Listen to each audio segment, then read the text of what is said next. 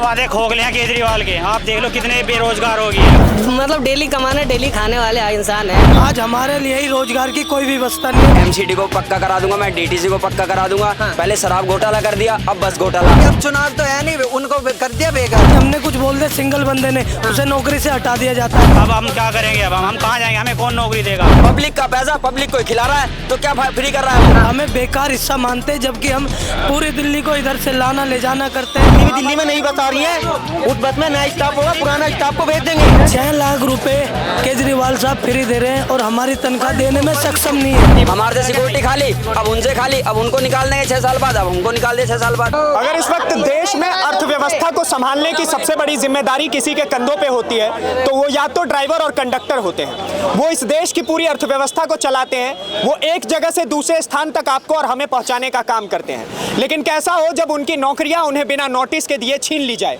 इस वक्त मैं दिल्ली में हूं और ये दिल्ली का कौन सी जगह है भाई साहब?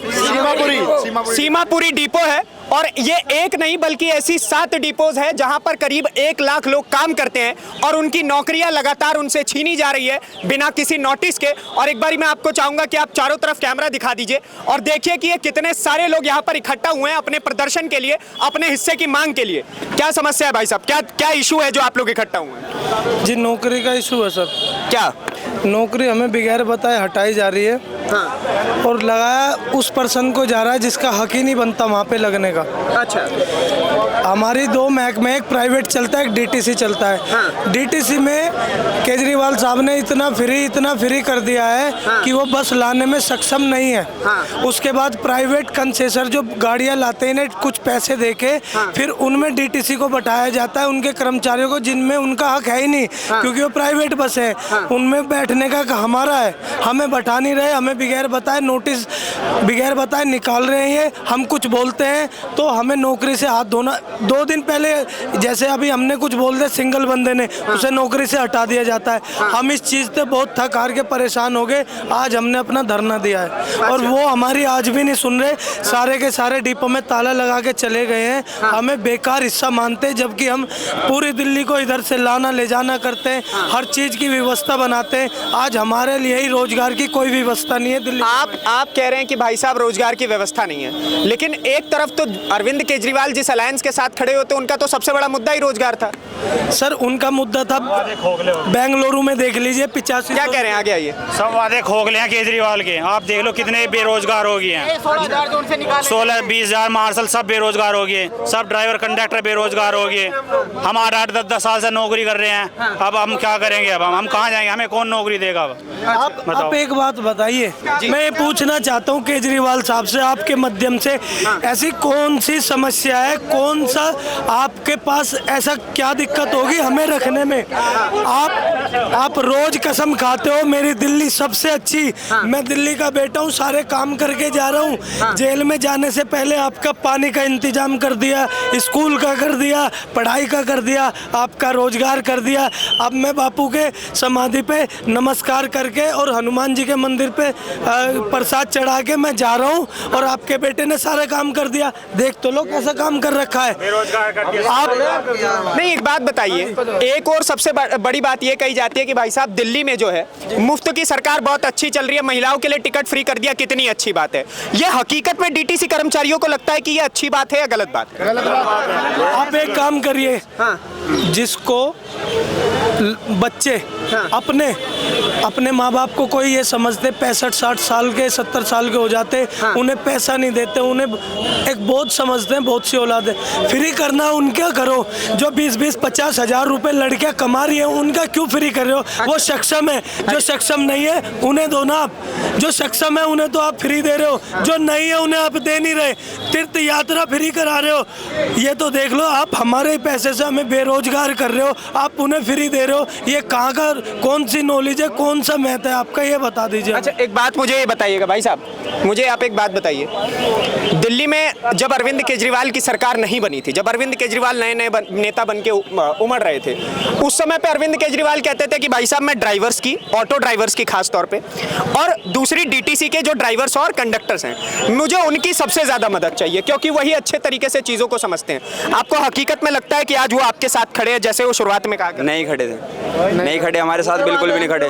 और सारे झूठे वादे हैं कि मैं ये करा दूंगा, मैं एमसीडी को पक्का करा दूंगा, मैं डीटीसी को पक्का करा दूंगा। पहले शराब घोटाला कर दिया, अब बस घोटाला। बस घोटाला किस कारण से है? जितने भी बंदे खड़े हुए हैं इनसे सबसे पहले पैसा ले लिया कंपनी ने कि भाई इससे सिक्योरिटी ले ली 50,000, मुझसे सिक्योरिटी ले ली 50,000।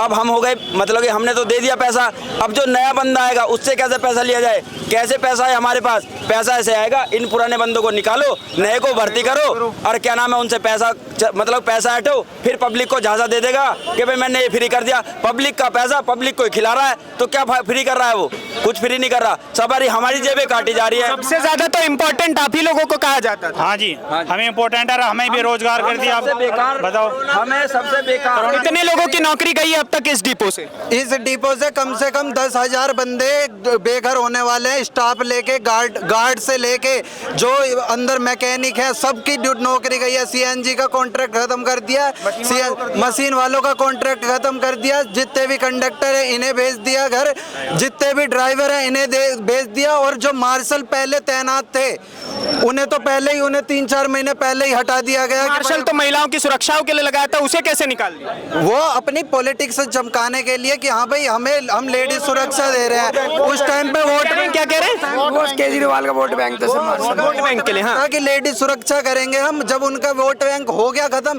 कि हाँ भाई अब चुनाव तो है नहीं, उनको कर दिया बेघर। और अब चुनाव से पहले हमें कहा गया था कि आपको सबको देखा होगा अपने वीडियो पे कि उन्होंने चुनाव से पहले जब पहली बार आए थे तो उन्होंने कहा था जितने भी दिल्ली में कॉन्ट्रैक्ट कर्मचारी हैं उन्हें पक्का किया जाएगा, सबको पक्का किया जाएगा। एक भाई को याद होगा, याद है ना? उन्होंने कहा कि यही नहीं कि डीटीसी महकमा, दिल्ली के सारे। अब जब हमारी बात आई तो इन्होंने क्या कहा कि भाई इन्हें पक्का कर दिया जाएगा तो ये कामचोर हो जाएंगे। चलो भाई हम कामचोर हो जाएंगे, हम मानते हैं। आपने अपने विधायकों की सैलरी बढ़ा दी, 2.5 लाख रुपए आप अपने विधायकों की सैलरी बढ़ा रहे हो। हम कितनी सैलरी मिल रही है? 16,000। ऐसी सड़ी गर्मी में 40-50 डिग्री पारा जाता है दिल्ली का, सबको पता है। ड्राइवर कंडक्टर बेहोश हो के रूटों पे गिरे हैं। जबरदस्ती ड्यूटी ओके करवाई जाती है। ओके क्या भाई साहब आगे आइए, क्या कह रहे हैं? हम लोगों से जबरदस्ती 2.5 घंटे तक भी ड्यूटी ओके कराई जाती है, ठीक है, इतने तापमान में के बाद में भी। और 8 घंटे की ड्यूटी रहती है हम लोगों की, ठीक है। और ये पैसा खाने के तरीके हैं और कुछ नहीं है। ये गवर्नमेंट ये बोल रही थी कि मतलब हम ये करेंगे वो करेंगे, कुछ नहीं करा, झूठे वादे हैं सारे के सारे गवर्नमेंट। आप लोगों के लिए कोई हेल्थ इंश्योरेंस पॉलिसी या फिर ऐसा कुछ? कुछ भी नहीं है। ESI कटता है, खाली ESI कटता है। उसमें भी आप जाओगे इलाज करवाने, वो चक्कर कटवाते हैं। ESI वाले भी चक्कर कटवाते हैं। लाइन में जाओ, यहाँ लगो डिस्पेंसरी, यहाँ से आपने इलाज करवाया, वहाँ से आपको दवाई नहीं मिलेगी। आपको भाई साहब क्या कह रहे हैं? डीटीसी वाले चक्कर ओके, ड्यूटी ओके नहीं करते कभी भी। जितना कैश हम लोगों का प्रेशर डाला जाता है ड्यूटी ओके करने का, और जितना कैश हमारे डिपो का रहता है, हम लोग इतनी मेहनत करके इनको कैश देते हैं, फिर भी ये हम लोगों को निकालने क्या फायदा इस नौकरी का? और हम ये पूछना चाहते हैं, जब आप लेडीज फ्री कर सकते हो, डेली लेडीज 200 से कम लेडीजें नहीं चढ़ती, 200 के एक बस में 2,000 रुपए आप उन लेडीजों पे उड़ा सकते हो। ठीक, हमारी रोजी रोटी छीड़ के, कि हमारी रोजी रोटी के आपको कुछ नहीं पड़ी। एक शिफ्ट है, 2 शिफ्ट में 2,000 प्लस 2, 4,000 का बैठता है। 4,000 का बैठता है एक बस का। जब ये 4,000 लेडीज पे लगा देते हैं, अगर इसी को सारे कन्वेंस को जोड़ के ये न्यू बस ला देते, हमारा रोजगार चला देते, तो क्या दिक्कत आ जाती इनको? नहीं, दिल्ली में तो उन्होंने कई लाख नई बसेस लाने का वादा किया था। वादा किया, उन्होंने वादा किया। क्या जितनी भी दिल्ली में नई बस आ रही है उस बस में नया स्टाफ होगा, पुराना स्टाफ को भेज देंगे। आगे आइए। झमेला समझने की कोशिश करिए।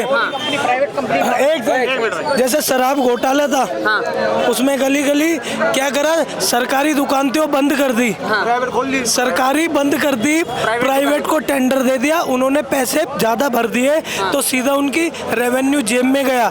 सरकारी दुकान का वो घाटा हो गया जो कि लिखतम में आया था, वो घाटा हो गया, मगर इनकी जेब में फायदा हो गया इन्हें चुनाव के लड़ने के लिए। तो वैसा ही कुछ यहाँ पे भी यही है। तो मतलब सरकारी जितनी बसें थी उनको बर्बाद करके प्राइवेट जो बसें आ रही हैं उनकी जेब में पैसा भरा जा रहा है और अपनी जेब में पैसा, क्योंकि वो पैसा आप लोगों का आरोप। पे। हाँ जी, हाँ जी।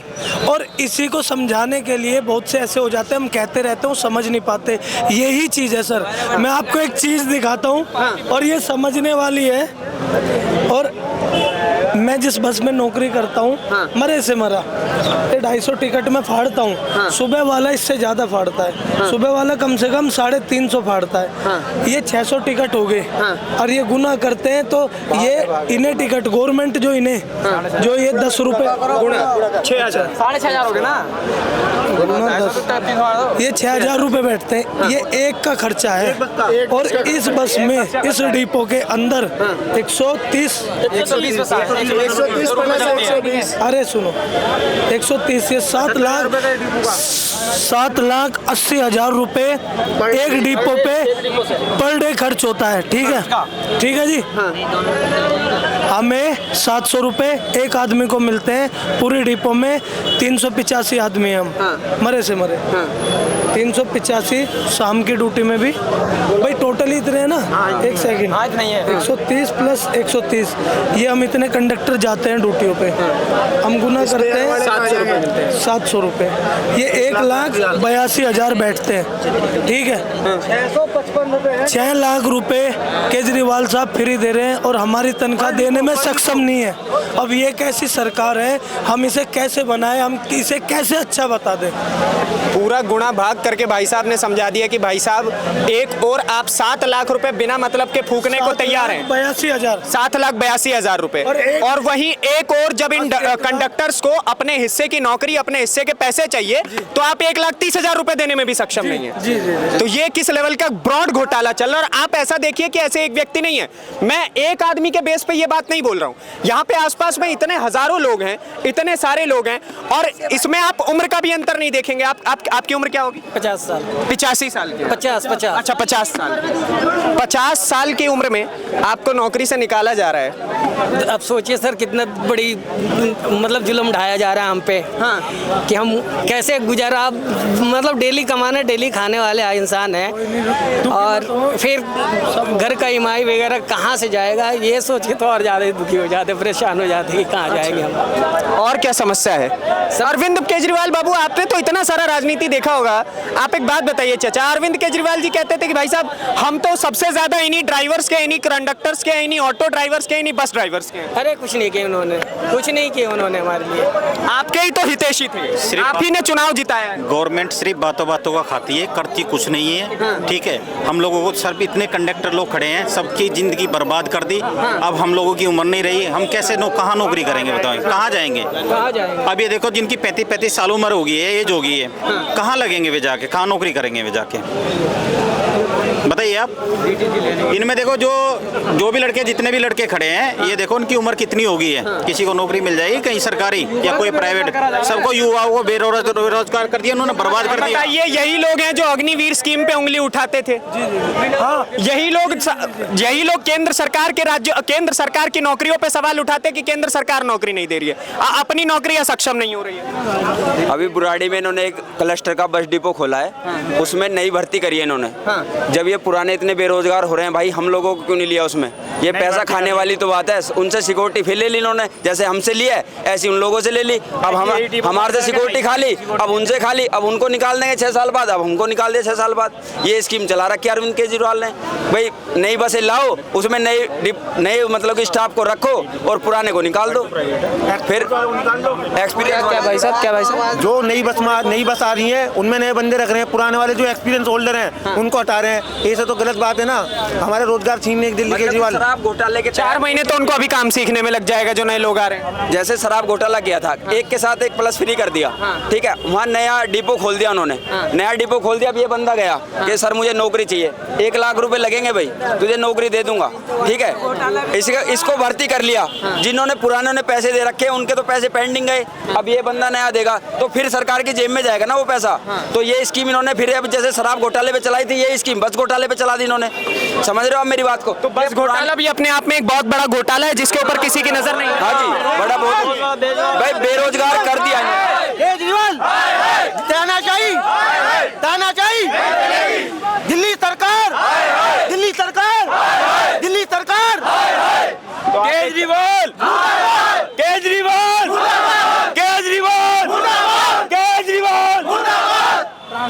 आप एक बात बताइए, आप एक बात बताइए कि जहां एक और अरविंद केजरीवाल केंद्र सरकार के ऊपर सवाल उठाते हैं कि भाई साहब आप मुझे ईडी और सीबीआई के झूठे केसेस में फंसा रहे हैं, मैं तो दिल्ली का बेटा हूं। क्या इतने सारे जो ये कंडक्टर्स यहाँ पे काम कर रहे हैं, इतने सारे ड्राइवर्स काम कर रहे हैं, क्या ये दिल्ली के बेटे नहीं है? और आज अगर इनकी नौकरियां घात पे लगी हुई है तो वो दिल्ली का बेटा जवाब देगा जो जेल के अंदर बैठा हुआ है। आज ये सारे लोग अपने इतनी गर्मी में, इतनी तपती धूप में यहाँ पर खड़े होकर के अपने हिस्से की मांग कर रहे हैं, लेकिन यहाँ पे कोई नेशनल मीडिया आकर के इनके हिस्से की बात नहीं बताएगी। उन्हें तो ध्यान है कि केवल अरविंद केजरीवाल जेल के अंदर बैठे हैं, वो आम का रस मंगा रहे हैं और वो पूड़ियां मंगा रहे हैं। ये खबरें कोई नहीं दिखाता है कि ग्राउंड पे दूसरे और कौन से घोटाले चल रहे हैं जिसे दबाने का प्रयास किया जा रहा है। बाकी आपके हिस्से की राय क्या है वो कमेंट बॉक्स में जरूर लिखिएगा। इन ड्राइवर्स को लेकर के लगातार आप लोग ट्वीट कीजिए ताकि इनके हिस्से की बात केंद्र सरकार तक भी पहुंचे और लोग इनके हिस्से की राय आगे रखें। बाकी आपके हिस्से की राय क्या है उसके लिए कमेंट बॉक्स में भरपूर जगह, अपने हिस्से की राय जरूर रखिए। अगली वीडियो में आपसे फिर से मुलाकात होगी, तब तक के लिए दीजिए इजाजत। धन्यवाद, नमस्कार, जय हिंद।